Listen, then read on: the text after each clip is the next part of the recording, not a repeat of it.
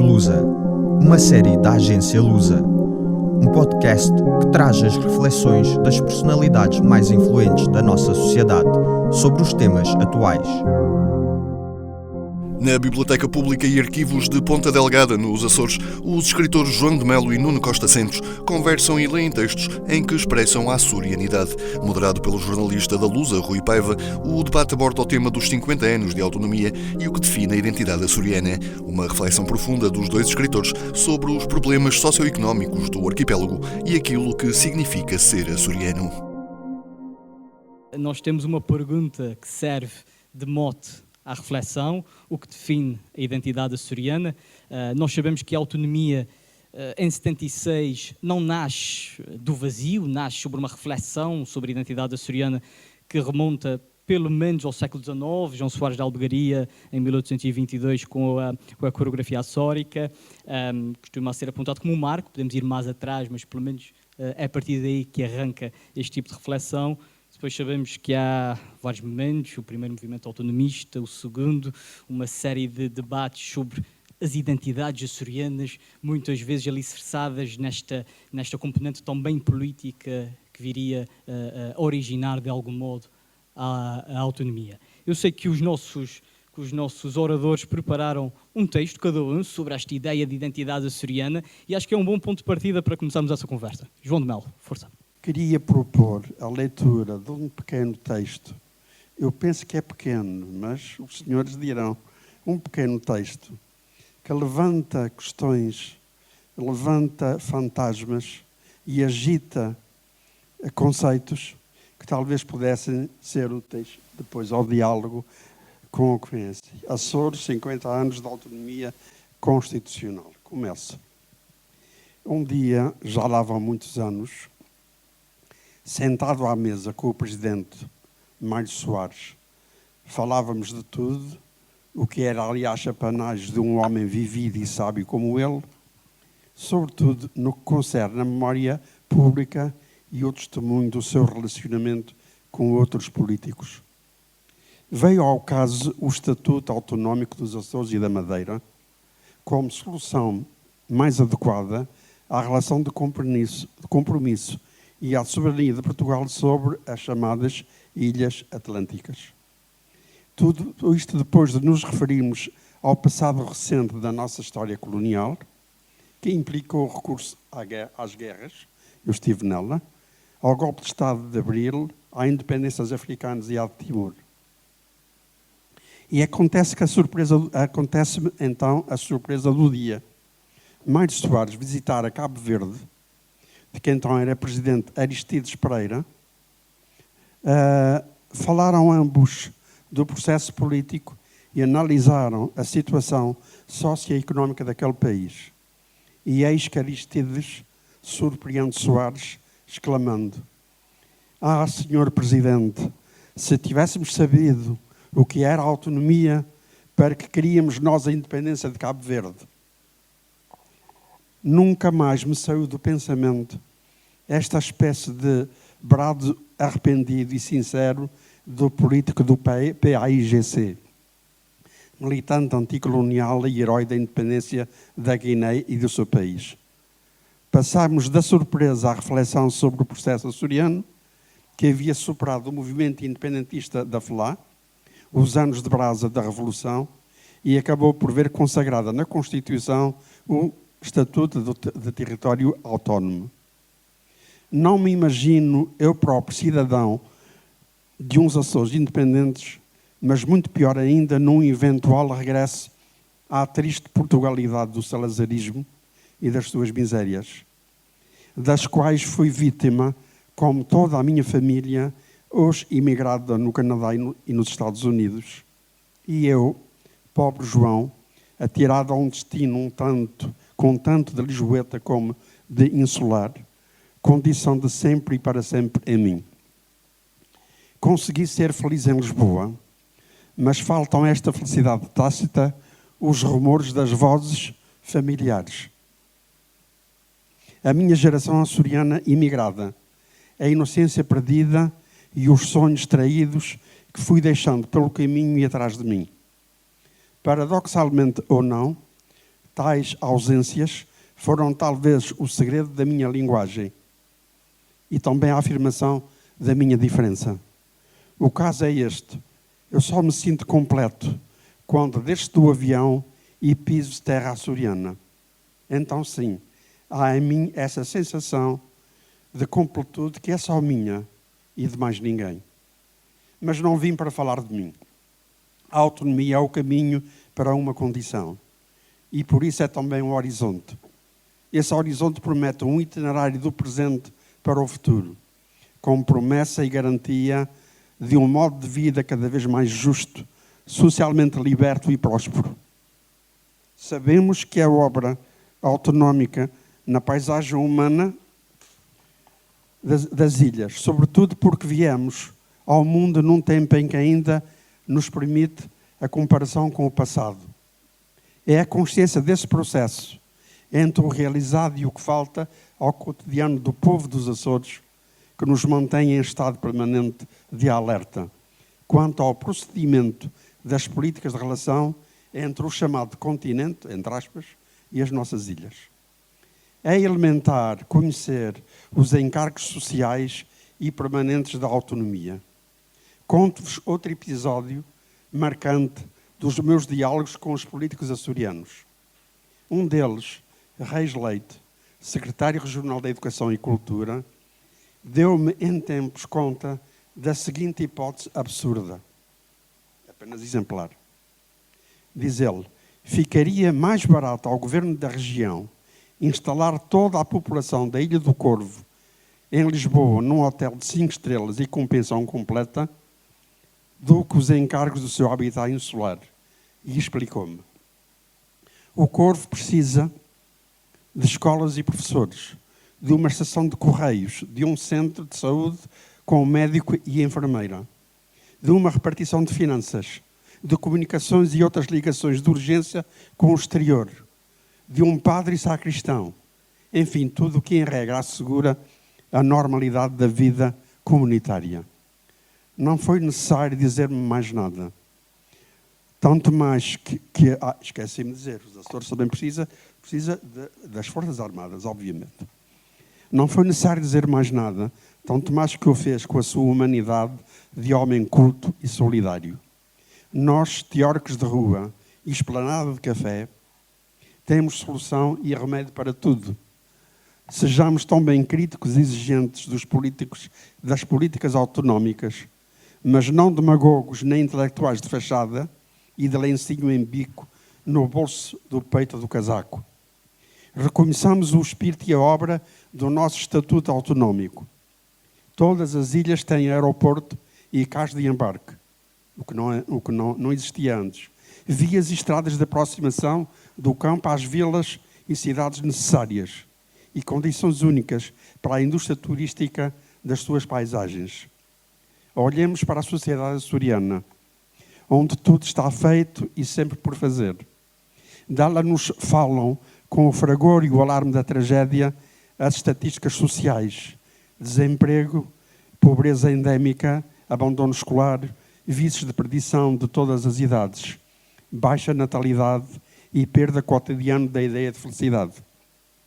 Na minha infância, todas as famílias eram numerosas, com as suas crianças rotas, descalças e pouco amadas. Éramos muitos, porventura excessivos. Dizia minha mãe que um dia viria em que nem o ar chegaria para todos nós respirarmos. Veio a imigração, chegou-nos o despovoamento das vilas e dos lugares mais remotos, e os campos deixaram de ser de trigo, milho, beterraba, favas e termoço. Mudaram de cor. A erva e as vacas são agora o colorido e a vida da nossa paisagem. Entra aqui a exigência de progresso e justiça social, sobretudo para o fator humano. A nossa cultura escolar, artística e literária continua cheia de pedidos de socorro para este nosso povo das ilhas. Não é em vão que os Açores têm uma das taxas mais baixas de retorno dos seus imigrantes, que preferem aposentar-se lá longe e ficar a cuidar de filhos e netos do que voltar à sua ilha.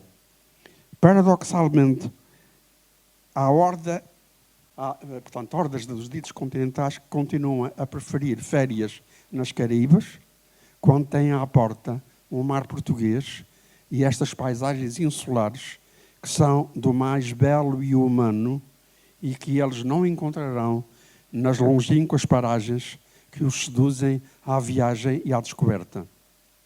Vêm outros, os de fora, dos países do frio. Vêm e voltam aos países de origem para anunciar ao mundo a nossa existência. Usam de grande simpatia para conosco e dizem que de nós coisas maravilhosas, que somos humanos e tão belos como as nossas ilhas, e tão por dentro das paisagens como da nossa alma, sendo esta tão secreta como a água das nossas lagoas ou o deserto líquido do mar à nossa volta, o qual enche de luz o verde da terra, mas também ela envia o mistério das chuvas, do nevoeiro e dos ventos, esses ciumentos que só servem para ocultar a terra dos olhos de quem a não merece. É um diário que começa em 1993 e vem até aos nossos dias. Claro que este assunto, de vez em quando, é batido nessas páginas do diário. É também muito breve, vou ler. Peço desculpa e peço licença. Nunca serei exclusivamente um europeu. A minha identidade é sobretudo linguística, exposta como esteve, a confundir a voz e os rostos, o olhar, a expressão e o sotaque com a geografia primordial de um território de linguagens. Também morada, princípio do ser e da casa da língua portuguesa. Em África, no Brasil e em Portugal, moram uma condição de cidadania. O mais é longe. O resto do mundo é-me estrangeiro, de outros olhares e afetos, culturais, míticos, históricos. Em nenhuma Europa encontrarei o mapa, ainda que nela se esconda o tesouro político de um tempo que não nos pertence, que não nos pertencerá nunca. Nela, Europa, serei sempre um homem sozinho. Jamais em África, no Brasil, também não. Tampouco creio que os europeus estejam dispostos a abrir-nos a porta e a mostrar-nos a sua casa. O que só pode acontecer em África e no Brasil é precisamente isso, de me estarem abertas as portas, de ser a língua portuguesa a dar-me passagem para a sala, a cozinha ou a mesa, como se da casa e da família fosse. Onde disser que sou escritor, haverá o sonho de um livro ser ao mesmo tempo presente e anterior, porque escrita em português. Em nenhum outro lugar da Europa existirá essa esperança de universalidade. Nesta Europa, pelo contrário, olharão de lado para mim, que sou do Sul e dos países pobres, confundir-me-á com um transviado, fortemente marcado pelo meu sotaque estrangeiro, oriundo de uma língua que não atravessa o continente deles, nem sai da sua periferia. Sim, é certo, sou um homem periférico e de todas as ilhas, mas nunca pedi para ser europeu exclusivo, nem recebi essa educação sentimental. Vou de um território interior, de um sonho, de uma visão da alma, para a pátria da língua que é também a da minha mais secreta identidade. A única grandeza reside na possibilidade de ver, ouvir e entender nessa minha língua uma doçura brasileira, um verbo africano nem sempre bem conjugado, um ditongo mais ou menos afrancesado numa ilha dos Açores, uma corruptela inglesa ou francesa na boca de um imigrante que regressou a casa, e poder acreditar na comunhão e na comunidade dos países falantes da língua portuguesa. É certo que nela quase tudo está por fazer. Por exemplo, dizer que um livro brasileiro e africano é também um livro português e vice-versa. E que a nossa vida, finalmente anticolonial, estará sempre de partida da periferia europeia para uma casa do Brasil e de todas as Áfricas libertadas do nosso jugo neocolonial. Muito obrigado.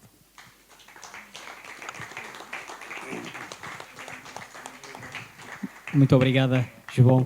Nuno, passo a bola. Agradeço a presença de todos e queria dizer que trago também um texto aqui no meu pequeno portátil. De certa forma, porque o João disse que ia trazer um texto. E de certa forma eu quis aqui consagrar de forma mais organizada algumas ideias que tenho, nas quais tenho pensado.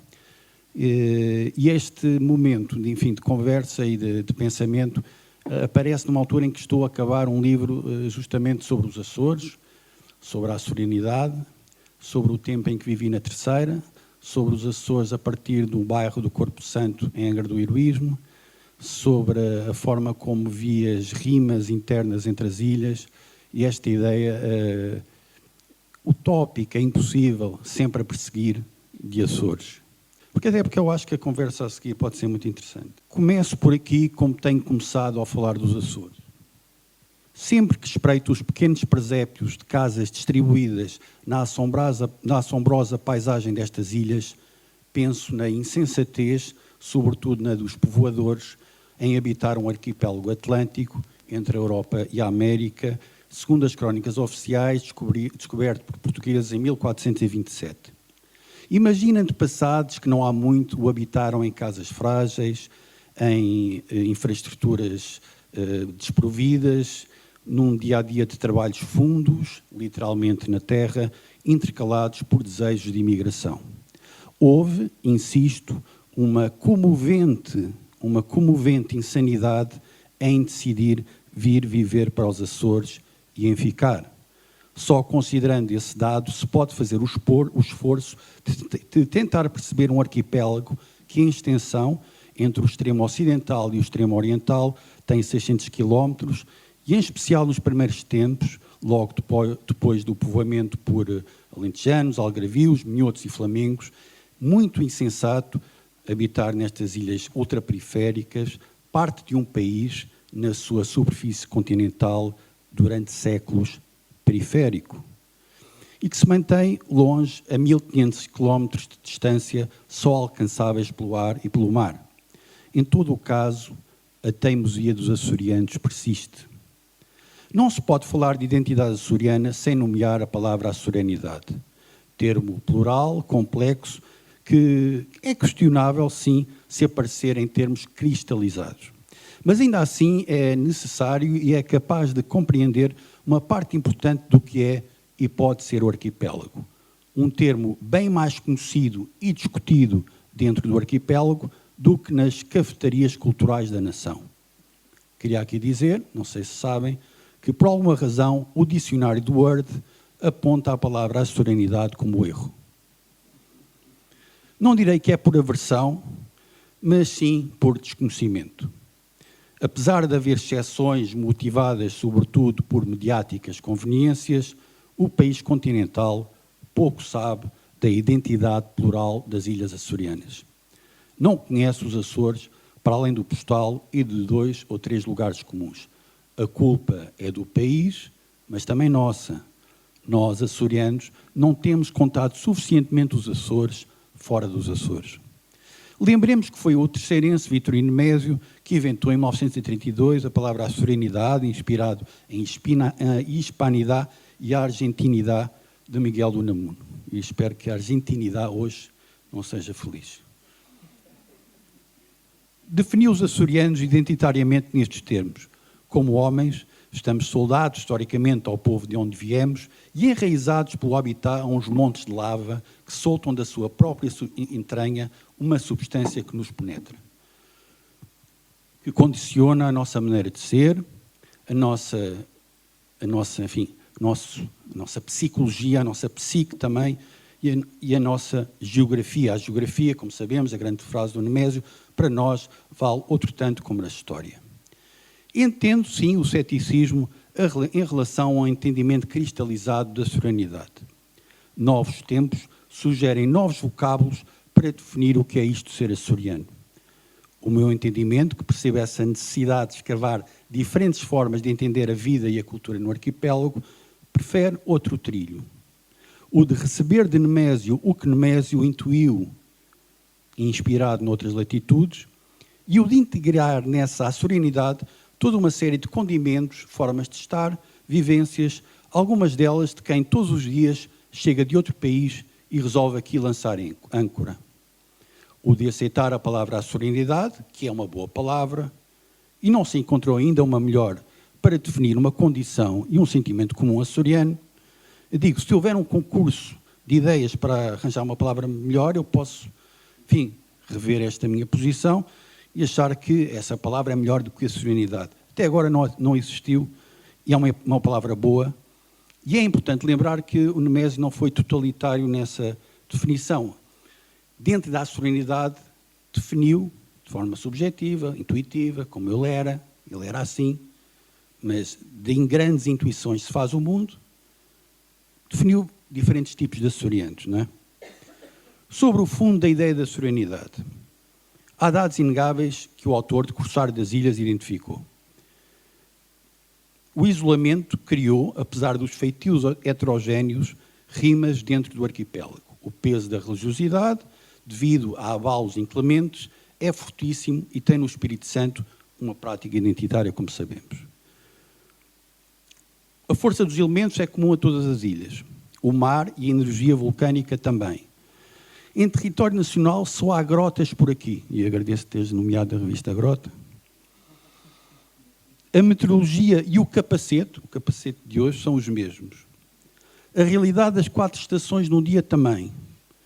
O clima instável tem peso na nossa psicologia, é inegável. Apesar de tudo, um certo sentimento de fatalismo persiste.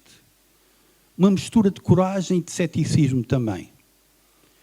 Outros traços, e vi isso quando vivi na Terceira, e às vezes não é salientado isso, talvez por conveniência. Há muitos termos idênticos dentro dos Açores. Na Terceira encontrei muitos termos e expressões iguais às expressões de São Miguel, tal como há no Faial. Enfim, tendemos às vezes a mostrar-nos muito diferentes, mas temos mais rimas internas do que pensamos. Houve duríssima pobreza em todo o chão açoriano, brava baleação, Américas perdidas de abundância, uma necessidade de partir e uma vontade de regressar, uma curiosidade incomum de um intuito de superação e afirmação pessoal.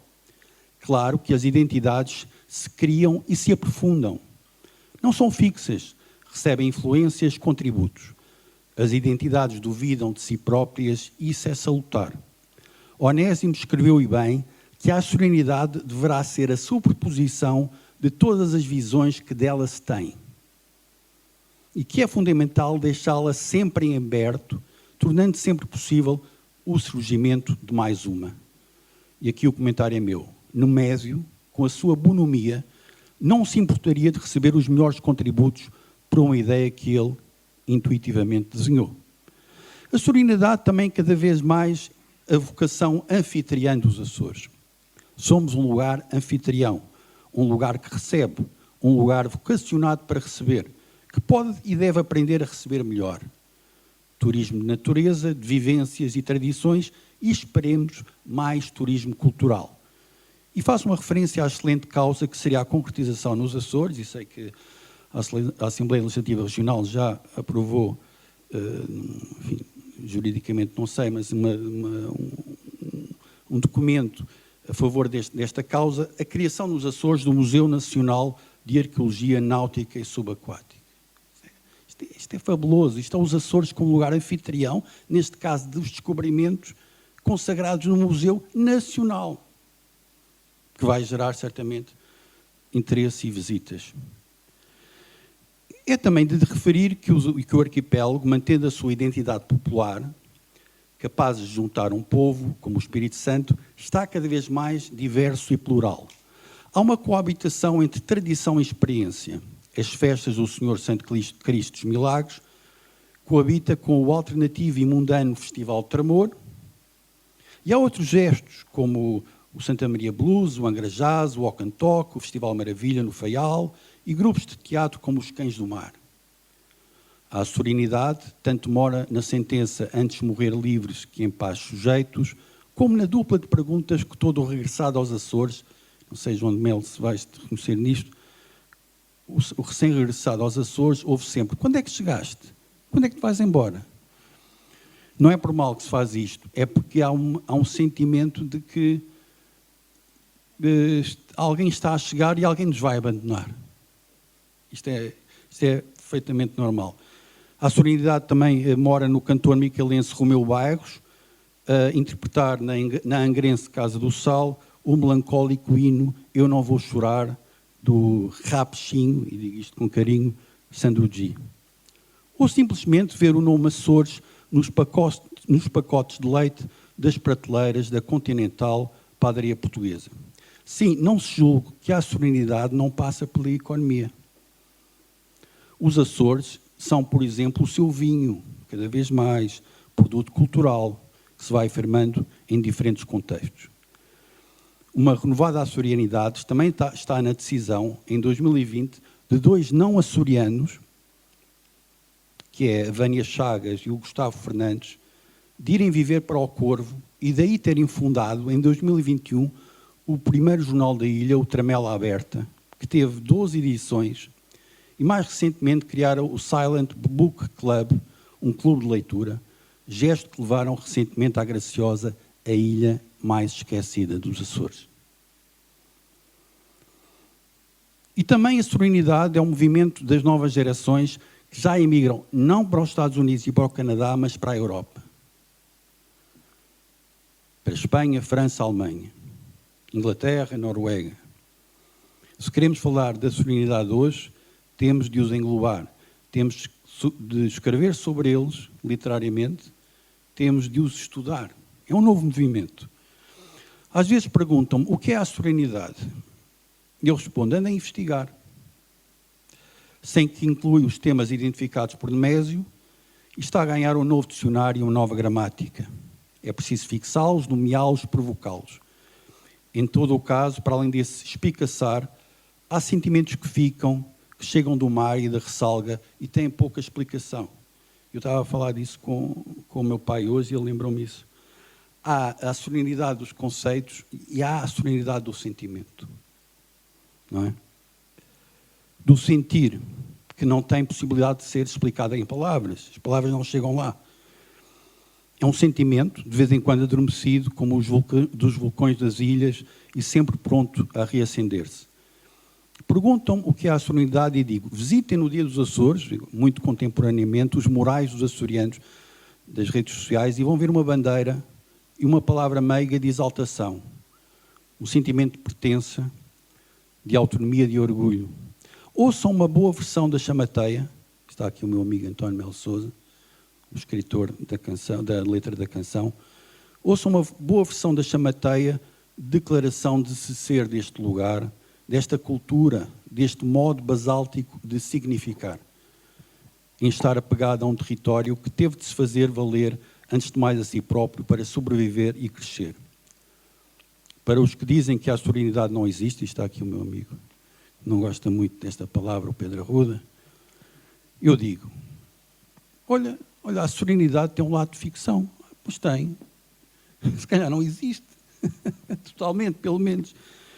Os Açores são uma história que merece continuar a ser aprofundada e contada. E relembro, o dicionário do Word ainda não reconhece a palavra açorianidade. Enquanto isso acontecer, temos que continuar a ter a açorianidade. Porque os Açores são uma história que tem um princípio e não tem um fim.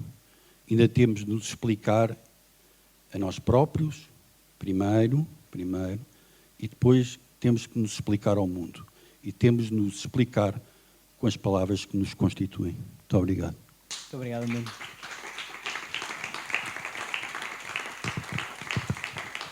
Bom, é o que dá a convidar escritores, porque neste momento já não tenho perguntas para fazer, cada um traz um texto que esgota grande parte daquilo que eu tinha para perguntar, mas de qualquer modo há aqui uma ideia interessante, que é, não se pode falar de identidade açoriana sem falar da açorianidade.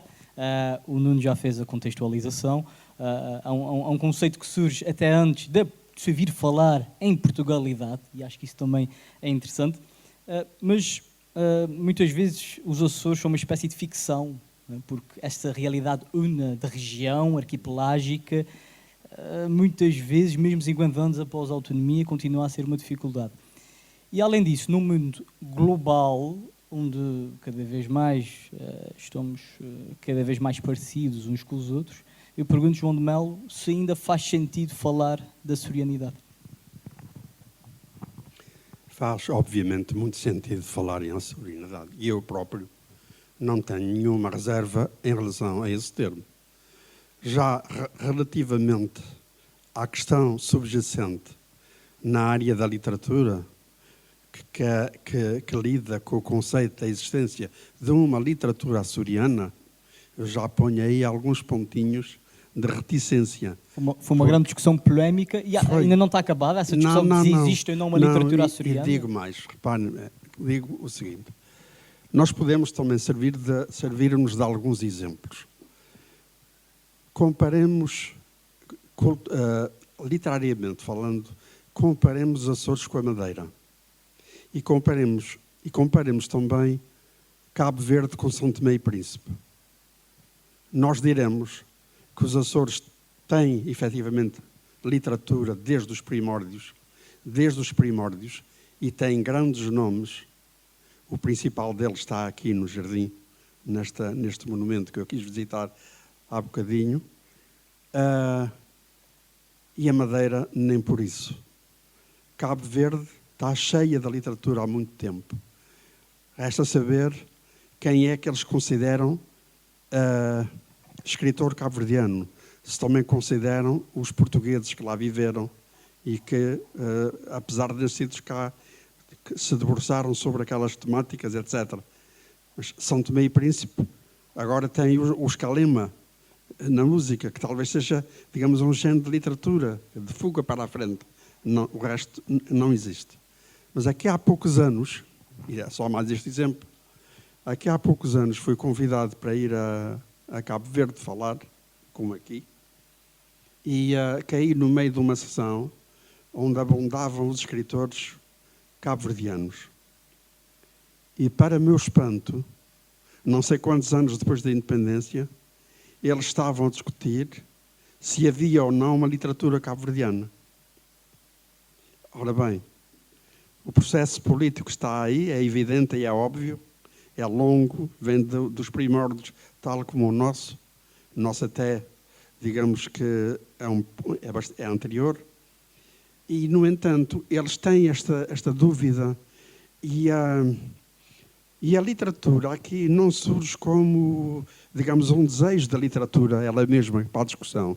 Surge como uma necessidade de autoexplicação de nós face ao nosso mundo e ao mundo dos outros.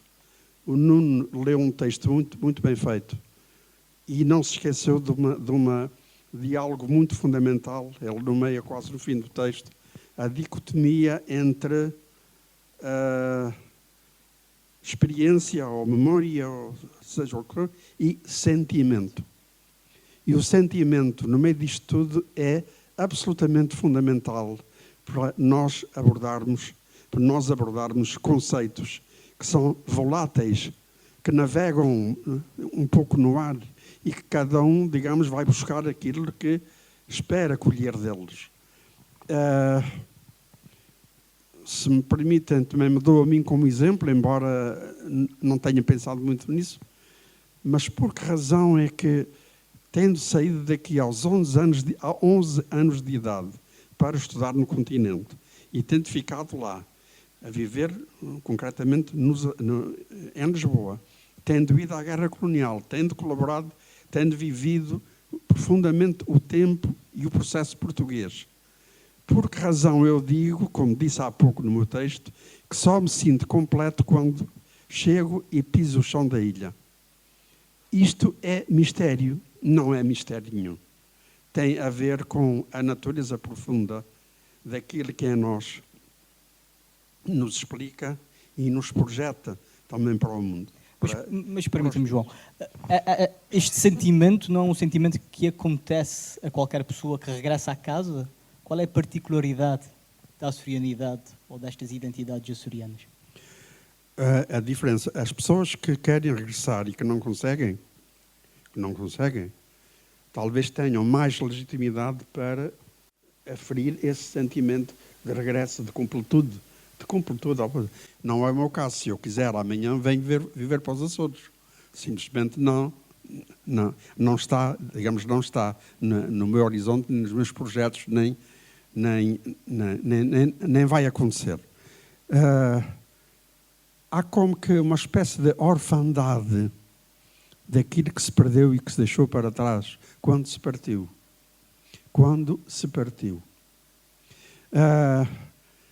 Eu, quando ouço a minha voz, depois de gravada, aponto, olha, os sons açorianos da minha voz, os sons açorianos da minha pronúncia, que ainda não se desvaneceram. E tenho orgulho nele, não é que eu os cultive, porque eles são, digamos, inconscientes. Tenho orgulho neles, mas, reparem, eu fui para longe, passei mais de metade da minha vida já do lado de lá, mas literariamente a minha origem é o arquipélago, são as ilhas.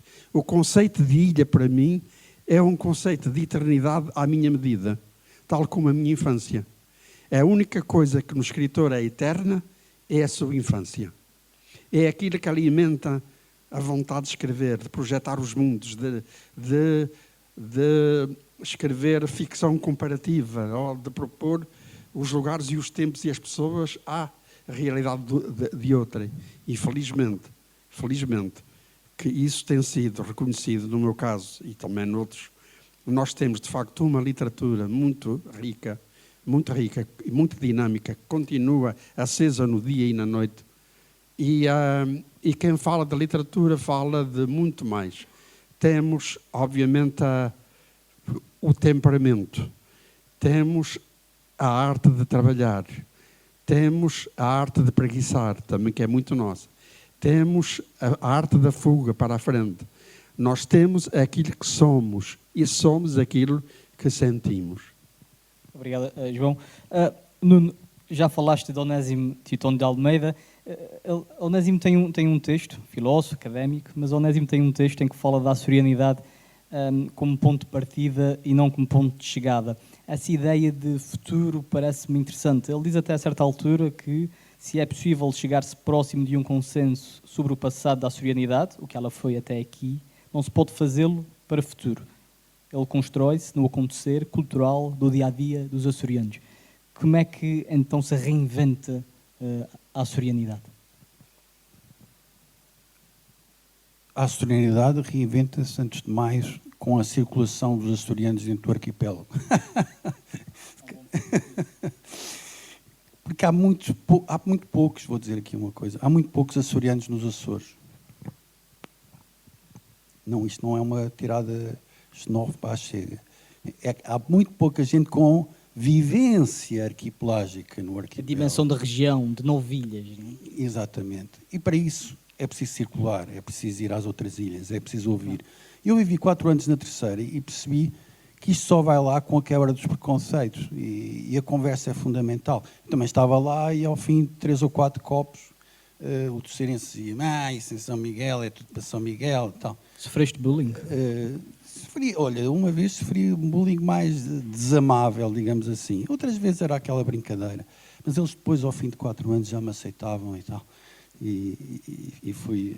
eu gosto deles. Mas eras o tipo de São Miguel? A Terceira é o Brasil dos Açores. E, portanto, nós temos que aprender com o Brasil. Não é todo o lugar que tem um Brasil. E não digo isto satiricamente, digo isto naquele clássico que eles dizem: me dá muito trabalho fazer uma festa. Dá muito trabalho fazer uma festa. Por outro lado, eles têm uma cultura, têm uma tradição cultural muito interessante, têm escritores, enfim, tem muita coisa. Como é que se reinventa?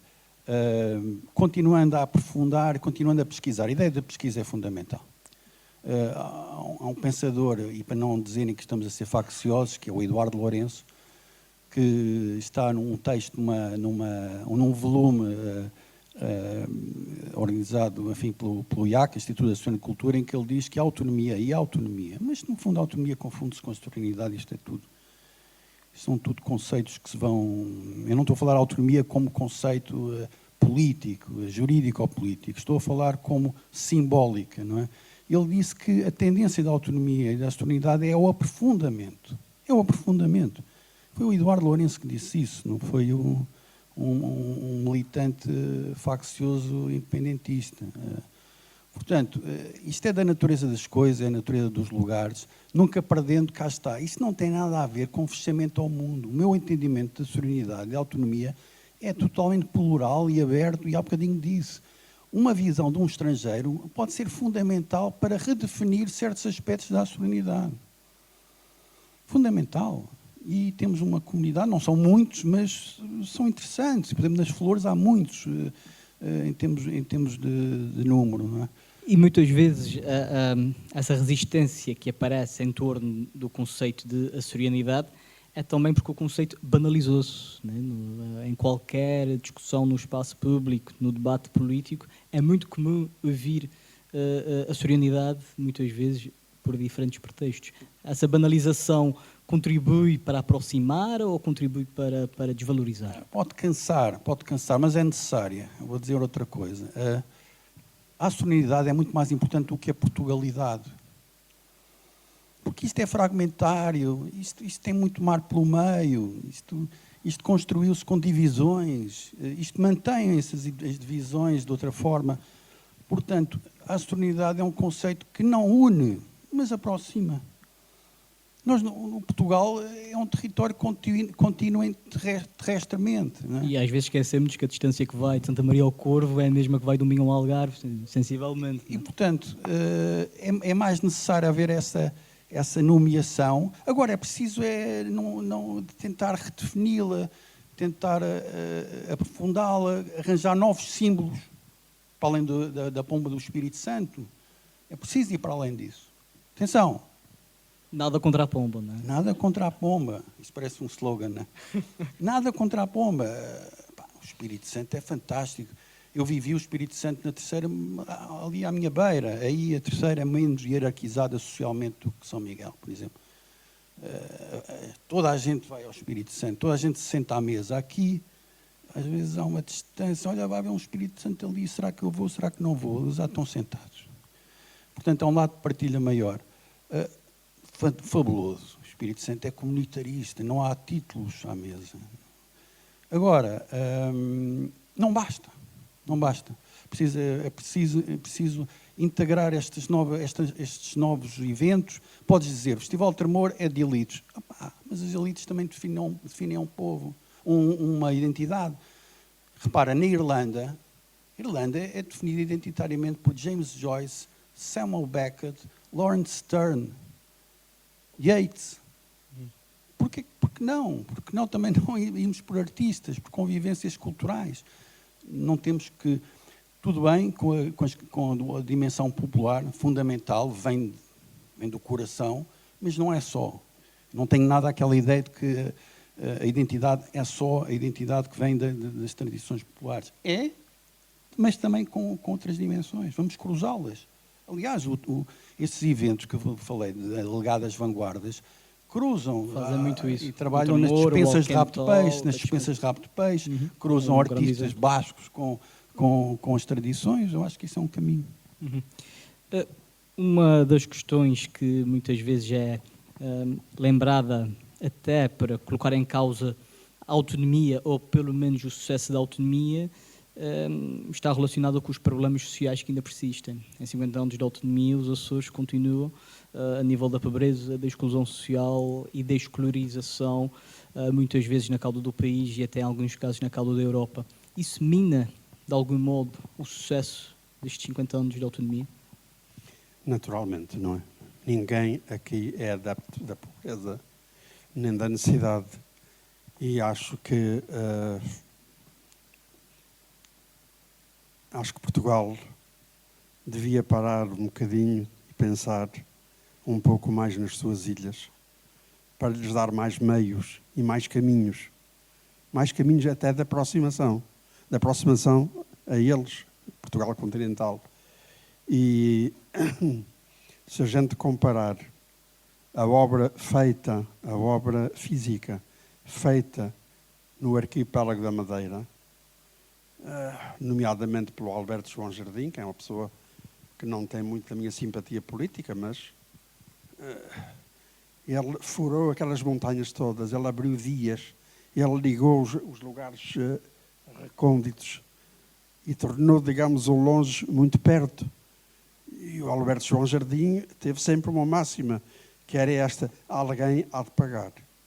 Evidentemente que... E alguém pagou. E alguém pagou. Mas a Madeira, Porque- mesmo assim, não consegue totalmente descolar de alguns indicadores, nomeadamente da pobreza e da exclusão social. Não. Isso, digamos, é qualquer coisa que vem dos séculos e que se estende por aí fora. É uma espécie de fatalidade que mina por dentro a natureza dos sistemas. Se é certo que nós, açorianos, dispersos por 9 ilhas, que é uma dispersão espantosa, digo até no sentido negativo, de muito contrária àquilo que seria mais desejável. E eu não me imagino, peço desculpa, eu não me imagino a fazer parte deste governo e ter permanentemente nas minhas preocupações 9 ilhas. É uma lástima tremenda. Mas, efetivamente, quando eu volto ao meu Nordeste, o Nordeste que me recebe sempre com tanto carinho, e vejo aquelas pessoas paradas no tempo e nas soleiras das suas portas, a ver o mundo passar, eu tenho uma pena infinita, porque está-se a perder o interesse em muita coisa. Nós, açorianos, precisamos de causas e de as empunhar com força e com energia. E uma delas é, obviamente, exigir a Lisboa que tenha um outro orçamento para as ilhas e uma outra política para a autonomia. E isto eu digo lá como digo cá, com a mesma vontade e com o mesmo desassombro, se me permitem a vaidade. Este problema que nós estamos aqui a levantar e que não tem fim. Ninguém aqui é, digamos, profeta de uma coisa que não... Para já, são conceitos, e os conceitos, estou a dizer, são rebatíveis à luz de todas as ciências humanas. Por outro, nada é mais verdadeiro do que a realidade. Toda a realidade é que é sumamente verdadeira. Quando a gente a quer analisar, ela tem que ser o ponto de partida para aquilo que queremos ser, queremos atingir. E é por isso que esses indicadores económicos nos doem tanto, nos doem muito na alma, a nós, que conseguimos, enfim, furar pela vida fora e termos outra condição à custa de muito trabalho também. Temos muita pena que isto aconteça na nossa gente e, por vezes, na nossa própria freguesia e em pessoas da nossa família. E porquê? Não é porque a autonomia seja contrária ao desenvolvimento e ao progresso, pelo contrário. Ele foi dado como, presumo eu, como uma espécie de compensação contra a ideia de independência, que não tinha futuro aqui nos Açores. Imagine os Açores independentes. Independentes como? De quê e com quem? Estariam seguramente entregues ao senhor Donald Trump, hoje em dia. Não têm petróleo, mas têm outras coisas. Não é? E têm possibilidades de 1, 2, 3 bases no território, mas não vamos por aí, porque não é esta política que me interessa de maneira nenhuma. Sou, aliás, bastante alérgico a este tema. E este mistério que nós somos, nós próprios somos, este mistério procura urgentemente um milagre, que é o milagre de ser. É a existência, digamos, num patamar outro, que nos permita amar a vida cada vez mais e amar os outros que estão à nossa volta. Obrigada, João. Nuno, nós estamos a caminhar para o fim, mas eu gostava de te ouvir sobre essa questão, nomeadamente da persistência dos indicadores sociais como um fator que coloca em causa a autonomia. Eu sei que tens uma opinião sobre isso, que muitas vezes é preciso separar as águas de algum modo em relação a isso. Completamente. Pôr em causa a autonomia é pôr em causa a democracia. Quer dizer, Portugal tem problemas sociais gravíssimos. Portugal, a República, aqui, é por causa disso que vamos pôr em causa a democracia? Vamos tirar um bocadinho de democracia porque afinal Portugal não consegue resolver os seus problemas. Com a ajuda da União Europeia, certamente. Não faz sentido nenhum. Os problemas económicos e sociais dos Açores são gravíssimos, são perturbadores, há um desnível social e sobretudo em certas ilhas, mais do que outras. E é preciso conseguir também penetrar em certas comunidades. E às vezes não se fala de dificuldade disso. Quer dizer, as pessoas não se resolveu o problema social e económico do bairro do Caranguejo, vamos falar no concreto. Imaginamos quantos programas foram tentados. Todos os governos. É preciso conseguir entrar nessas comunidades. É preciso persistir. Mas, portanto, numa dialética entre intervenção estatal, comunidade, agentes no terreno em permanência, mas não podemos dizer que a autonomia não tentou, não é? Não podemos dizer que a autonomia não tentou. Tentou no início com infraestruturas e depois com procura de desenvolvimento. Temos que continuar a perseguir esta questão da pobreza, da hierarquização social que ainda existe muito, dar a possibilidade de mais chegarem ao igual que deve ser estendido a todos, mas não pondo em causa a autonomia.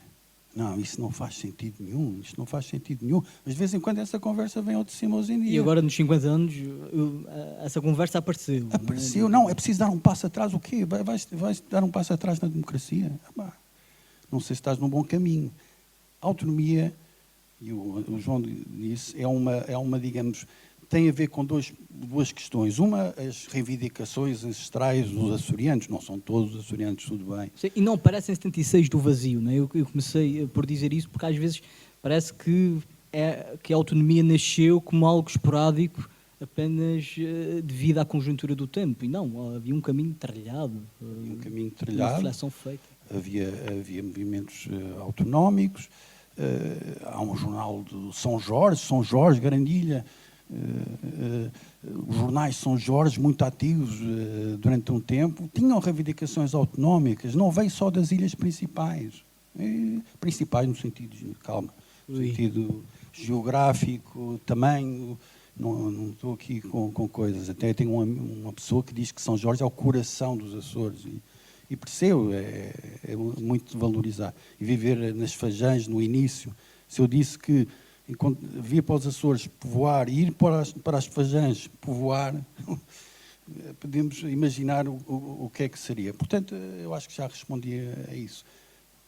Portanto, quer dizer, agora a responsabilidade diz, não pode ser uma autonomia de mão estendida. Obviamente, todos estamos de acordo, mas há regras, não se pode pôr em causa as regras, o estatuto, a lei das finanças regionais deve aparecer.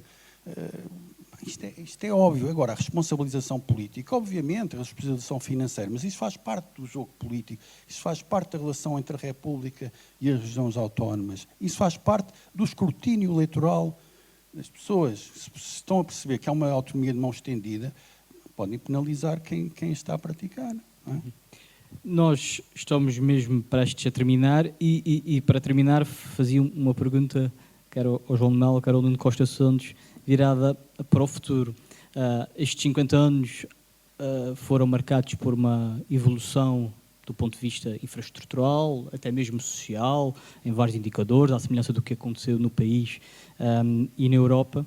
E os próximos? Como é que se pode projetar os próximos 50 anos da autonomia dos Açores? De novo, temos que fazer as comparações. Quer dizer, reparem que Portugal pertence a um espaço europeu e lida com conceitos europeu e neste momento está em marcha até, digamos, uma espécie de estímulo à inovação e ao progresso com a construção de coisas, de estruturas, de tudo por aí fora, um pouco também graças a essa política europeia que finalmente consegue olhar para os países e não os extinguir como antigamente acontecia. Mas há uma coisa que, quando eu saí daqui, da Achadinha, para Lisboa, em 5 dias, houve logo uma coisa que me... E depois daí para o interior do território, passado uma semana, onde fui estudar, houve logo uma coisa que eu notei. Primeiro, a pobreza açoriana era infinitamente mais pobre do que aquela que eu via nessas aldeias do interior de Portugal. E hoje em dia, não sei se está aqui alguém que nos pudesse ajudar nessa matéria, mas não sei se a fuga para a imigração está mais ou menos estancada, mas eu atrevia-me a dizer que isto que nos aconteceu é muito traumático, porque não foi apenas imigração, foi despovoamento. Nós temos 245 mil, salvo erro, de residentes nos Açores e perto de 700 mil estão fora. Isto é uma dimensão inimaginável e que não existe, por exemplo, no Portugal continental, cuja população, como sabeis, está a aumentar e agora com os fluxos de imigrantes. Mas eu acho que aqui as freguesias açorianas estão cada vez mais ao nível, no sentido até, digamos, negativo, do interior de Portugal continental, que está a ser despovoado e empobrecido dia após dia, que não tem já nada que prenda, digamos, a juventude, nem para o presente, nem para o futuro, porque o país está a ser profundamente litoral e não sei se este fenómeno também chega às ilhas e se a tentação das cidades não vai ser também um motor de reformulação da sociedade açoriana em todas as suas ilhas. Não sei. Estamos expectantes relativamente a isso. O que é facto é que talvez conheçamos a dimensão do problema. O que não temos ainda é a dimensão da solução. Mas devíamos ter. Muito obrigado. Nuno, como é que projetas os próximos 50 anos dos Açores, em concreto os próximos 50 anos da autonomia? E voltando a uma ideia que partilhei, acho que temos que continuar a aprofundar esta ficção. Esta pesquisa permanente, esta curiosidade que é a construção autonómica, a construção da açorianidade, devemos nos aperfeiçoar, diminuir os índices de pobreza, aceitar como parte da nossa identidade elementos novos, continuarmos curiosos e abertos ao mundo. Temos uma relação, já temos, mas continuamos a ter uma relação com outros arquipélagos, acho que também devemos nos relacionar com outros arquipélagos. Por exemplo, Cabo Verde também teve um problema que tem assolado os Açores, que é o ilhismo, que é um bairrismo de ilha.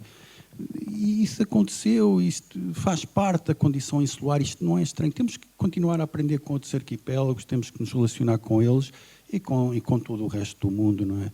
Nós sabemos que os Açores, os índices de ligação à internet são superiores ao resto do país, não é? E as encomendas de Amazonas e companhia, não é? Mas essa ligação à internet também pode ser indicativa de uma curiosidade. Espero que seja uma boa curiosidade. A internet tem perversões grandes. E não falámos aqui da influência artificial. Não se pode conceber nenhum lugar do mundo sem entender. Portanto, a autonomia também passará por aí. Com o bom senso que se espera de uma relação com todos estes elementos, não é? Com todos esses elementos que podem tirar muitos empregos, que podem desumanizar-nos. Portanto, nesta altura, é preciso não ter um hiperidentitarismo, mas manter o que é orgânico, o lado pessoal, o lado convivial. Portanto, e aí não uma procura obsessiva e negativa e doentia da identidade, mas uma procura de uma identidade plural, aberta, construtiva e, cá está, com uma componente ficcional. no melhor dos sentidos. E uma identidade que se mantém em mutação, certamente. E é também desses espaços de reflexão sobre a identidade, sobre os 50 anos, sobre o passado, sobre o futuro, que certamente também é preciso olhar para o futuro dos 50 anos da autonomia. Muito obrigado ao Nuno Costa Santos, muito obrigado ao João de Melo, muito obrigado a todos vós que estiveram deste lado. O nosso tempo chegou ao fim. Uma produção da agência Lusa, disponível em lusa.pt e nas plataformas de podcast.